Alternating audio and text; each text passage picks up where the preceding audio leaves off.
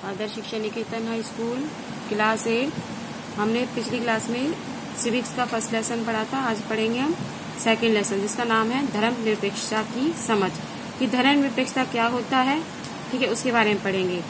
भाई इतिहास में धर्म के आधार पर भेदभाव, बेदखली और अत्याचार के घने उदाहरण मिलते हैं ना, कि किसी को धर्म के नाम पर, जातिवाद के नाम पर और अत्याचार किए जाते थे। तो हिटलर ने जर्मनी में, जैसे उदाहरण के लिए हम पढ़ते हैं, आपने हिटलर के बारे में पढ़ा होगा या फिर आप 9th क्लास में पढ़ेंगे, फिर बता देते हैं। जर्मनी में यहूदियों पर बहुत ज्यादा अत्याचार किए थे उसने, हिटलर ने, और उसके बाद अपनी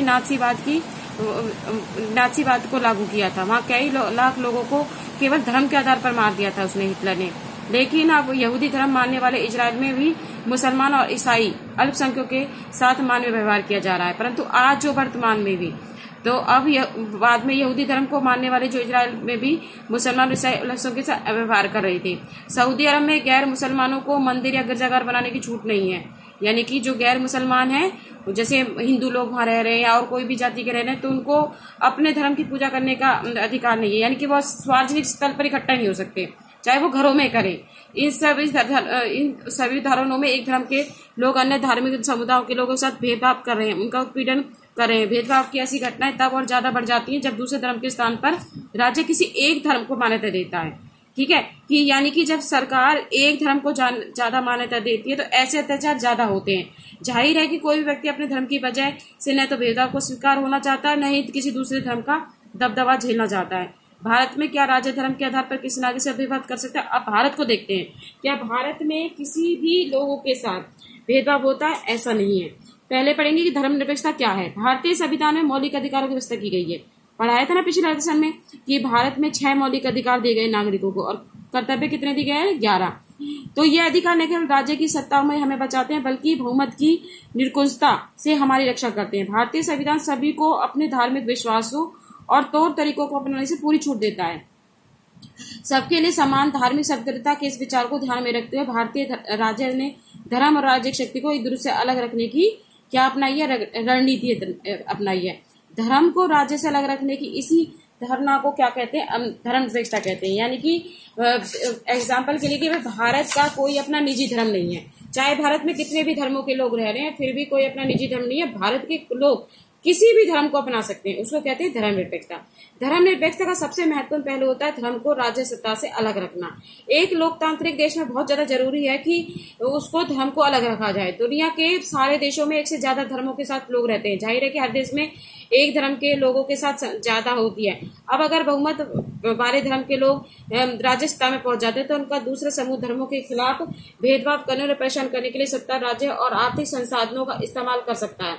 बहुमत की इस निरंतरता के चलते हुए अल्पसंख्यकों के साथ भेदभाव हो सकता है, उनके साथ जोर जबरदस्ती हो सकती है। ठीक है, तो बहुमत चाहने और अल्पसंख्यकों को उनके धर्म के अनुसार जीने से रोक सकता है। धर्म के आधार पर किसी भी धर्म का भेदभाव उन अधिकारों का उल्लंघन करता है जो एक लोकतांत्रिक समाज किसी धर्म को मान्य और अपने प्रत्येक नागरिक को प्रदान करता है।